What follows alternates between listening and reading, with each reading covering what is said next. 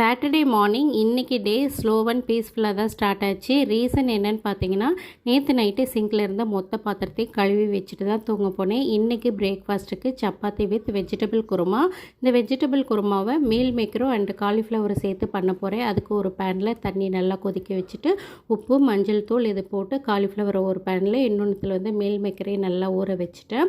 இது ஊற கேப்பில் வந்து பார்த்திங்கன்னா தேவையான ஸ்பைசஸ் வெங்காயம் தக்காளி இஞ்சி பூண்டு விழுது பச்சை மிளகாய் இது எல்லாம் நல்லா வதங்கினதுக்கப்புறம் கட் பண்ணி வச்சுருந்த கேரட்டு பீன்ஸு இதையும் நல்லா வதக்கிட்டு அதுக்கப்புறம் வந்து தேவையான மசாலாவும் வந்து ஆட் பண்ணிவிட்டு மிளகாத்தூள் மஞ்சள் தூள் கரம் மசாலா தனியாத்தூள் இது எல்லாம் ஆட் பண்ணி நல்லா வதக்கி விட்டுட்டு தேவையான அளவு தண்ணி ஊற்றிட்டு ஒரு 3 விசில் வச்சோம் அப்படின்னா காய்கறி வந்து ரெடி ஆயிரும். ஃபைனலாக வந்து தேங்காய் விழுது சேர்த்தோம் அப்படின்னா ஒரு 3 நிமிஷம் மீடியம் ஃப்ளேமில் வச்சு ஆஃப் பண்ணால் சூப்பரான வெஜிடபிள் குருமா ரெடி.